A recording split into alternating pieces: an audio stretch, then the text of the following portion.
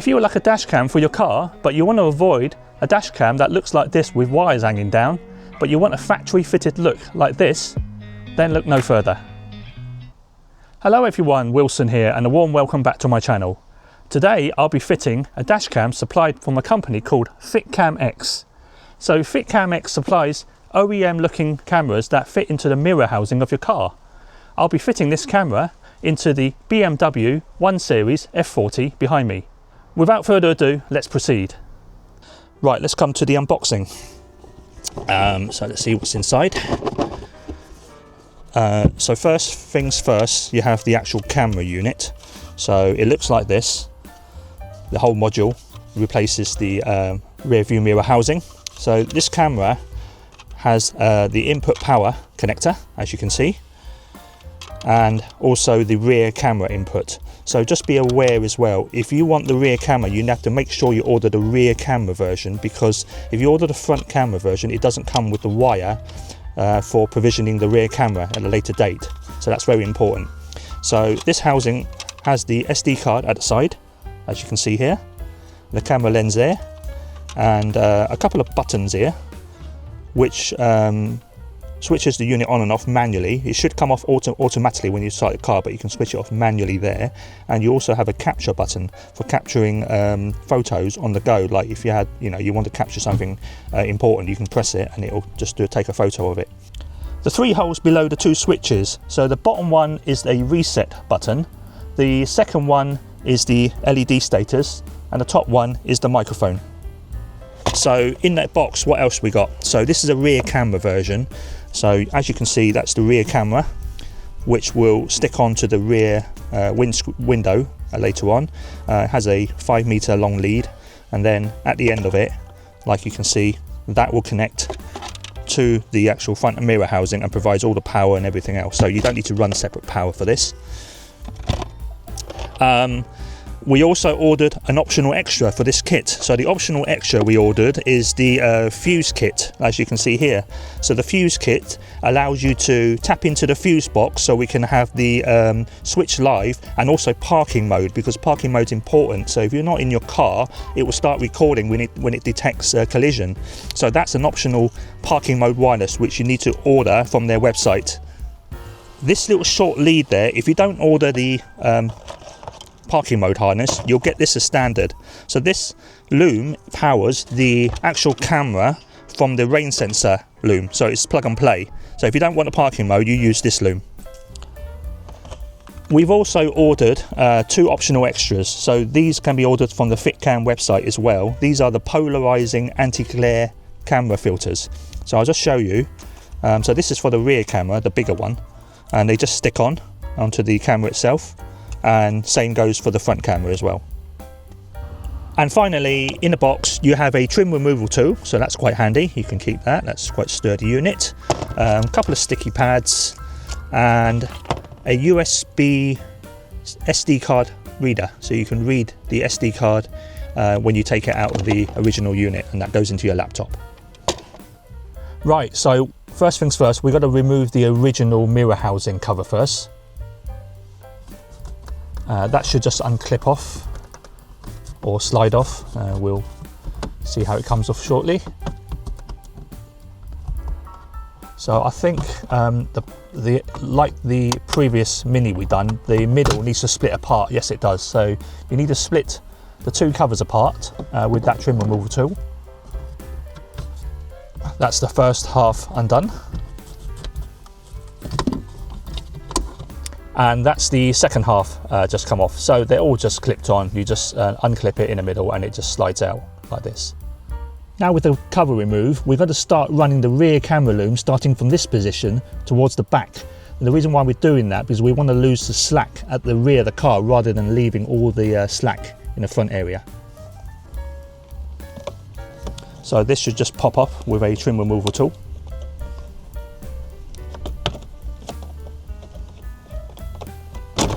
There you go. So for the front unit's power cable, using the parking mode harness, we need to run the wire on top of the headliner up there behind the headliner, all the way down, and then down the A-pillar, the side of the car, and then behind this panel here, and then into the fuse box, which is located down there behind the glove box, hidden under there.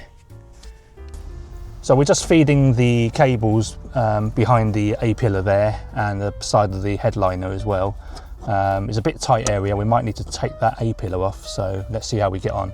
But whilst we're doing that, I'll put in the link in the description below of my discount link. So should you wish to purchase it, please click on the link. It will take you directly to their website and you can enjoy a little discount as well. We just removed the rubber seal from above the door, above the headliner for the front section. We're just doing that for the same for the rear doors.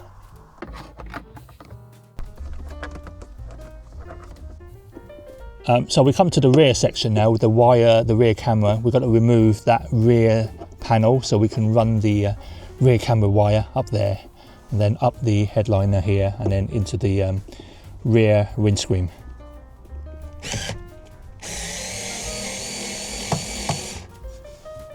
Okay, so a bit of a struggle. We got this side panel off. It's just held on by a couple of screws and then it just pulls off and it's held on by these clips.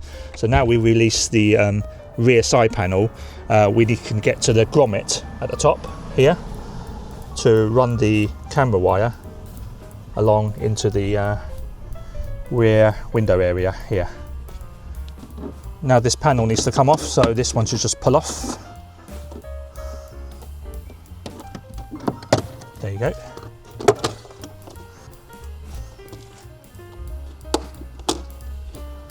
Okay, we're winning. So we'll crack on with this now and get the rear camera loom installed. I'm going to try and grab it through the hole in this grommet. Right, I've got it. So that wasn't too bad. So that's the rear camera loom. Just got to pull it all the way through. This is the tricky part, is getting it through this grommet. So just slowly sort of massaging it the way through. Voila! And it's come through the grommet, finally. There you go. Well, that's the hardest bit so far, has been this area at the back. All the rest at the front has been pretty straightforward above the headliner. So we're on the winning streak now.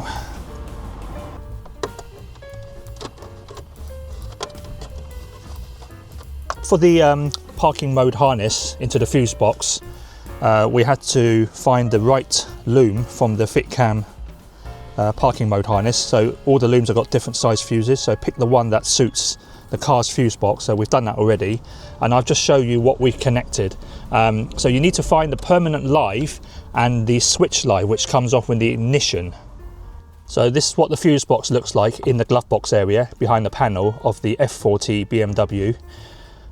So you can see there's two wires coming off the Fitcamx loom, the yellow on the left and the right. So the yellow one is the permanent live, the red one is the switch live that comes on with the ignition. So I'll just zoom in and show you where we've connected it to. So on the left side of the fuse box is where we've connected the permanent live. So you can see here, let me just go closer. So any of those panels here on the left, the 5 amp ones, are permanent live. So just test it with a multimeter and you should get a permanent 12 volts. Now on the right hand side, the red wire from the Fitcamx loom, this one here, we had to use one of the spare slots on the 5 amp section, right, one of those ones there. So they are all switch live and they come on when the ignition is on. So for the parking mode fuse box harness, we're going to use this bolt here for the earth. So we've undone that already, just going to loosen it off. Right, now comes the front camera section.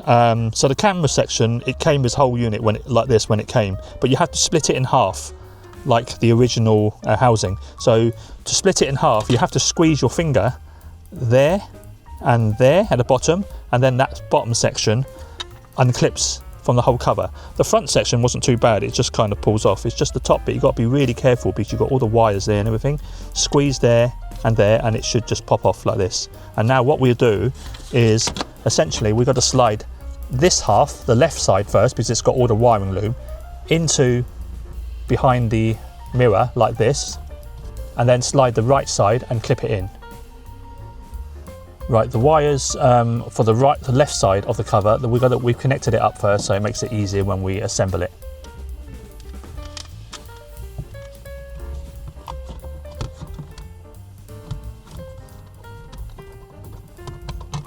So now goes the right side,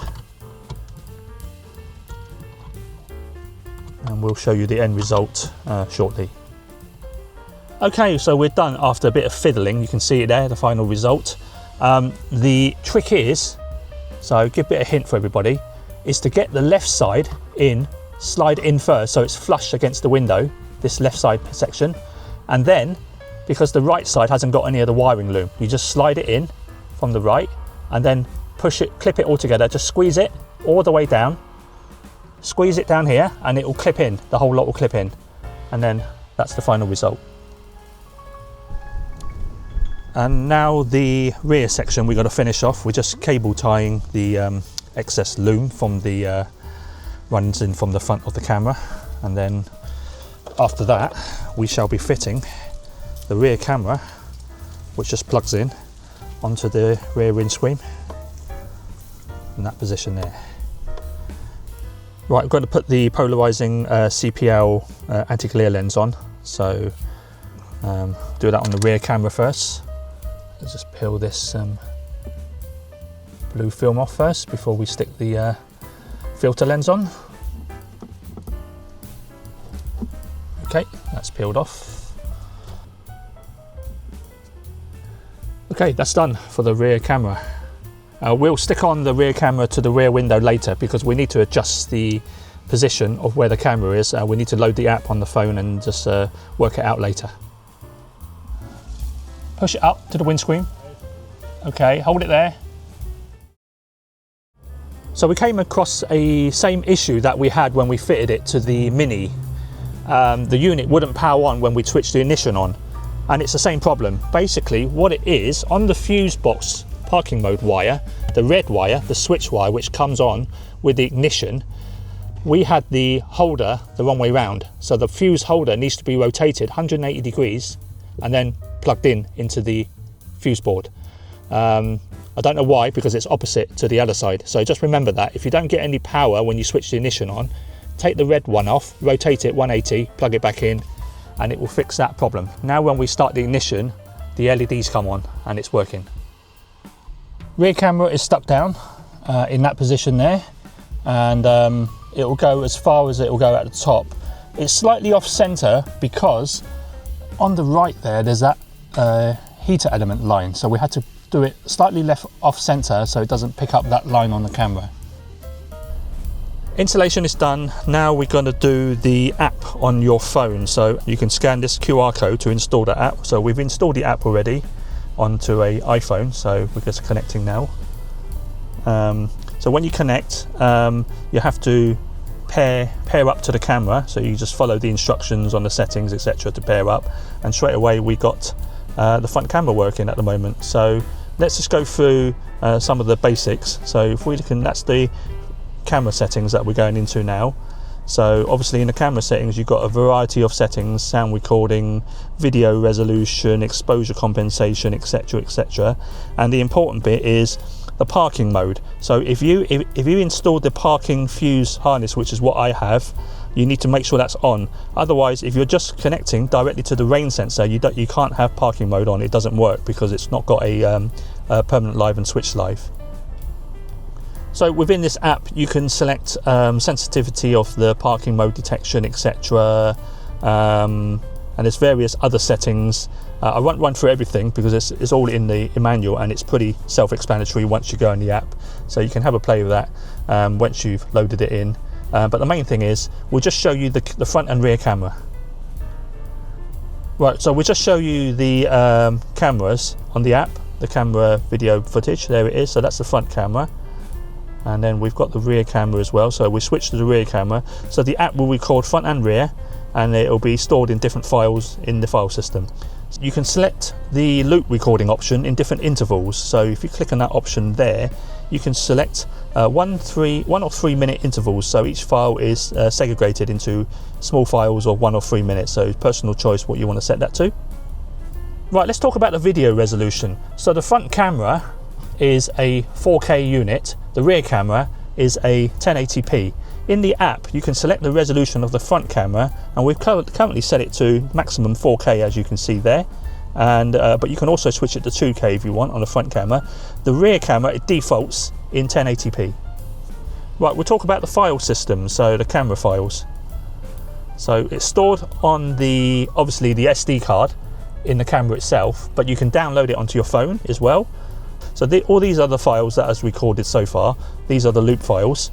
You also have snapshot, lock files, and parking mode files as well, which you can go in there and have a look at all the individual files. But obviously we've got nothing in there at the moment. We've just got loop files. But pretty self-explanatory how to use it. And you can download the files to your phone and watch it on your phone. You can view it on the laptop as well with the SD card onto the adapter and plugged into your laptop. We're going for a short drive now to give you guys some test footage, which we'll show you shortly. In the meantime, let's show you the final fitted product. Look at that. That's lovely looking OEM integrated look. You won't even know there's a camera there unless you look from the front. We've also had some anti-glare polarised lens fitted, the filters fitted to the front of the camera and also to the rear camera. The sun's just come out actually, so that'll give us a good demonstration how those filters work. So here we have the actual front camera in 4K resolution. So compared to the previous clip that you just saw using my DJI Osmo Pocket 3, which I use to produce these videos, you can tell straight away the actual skyline is quite overexposed on this dashcam. I think that's the norm for most dashcams. You can obviously adjust the compensation if required, but the important thing is the main video, you know, the cars you can see, the road signs as you can see now are clear and it's in the right exposure value, so to speak, so you can kind of ignore the sky overexposure in this case. So we have polarizing CPL filters fitted to the front and rear camera. That's supposed to block unwanted light waves, so it can remove shiny reflections of the water from the windows or wet roads, etc. And it also supposed to boost colours and cut haze. So I can definitely see the actual effect on the haze from the reflection of the windows, and that's definitely improved. In terms of water reflections, unfortunately we don't have that environment to prove it in, but I'm sure it will do the job quite well. Now coming up to the dual carriageway up to 50 miles an hour. Again, you can see the signs on the left really clearly if you pause the video. There's no motion blurriness, so that's a good sign the cameras are capable of capturing the image on the go as well.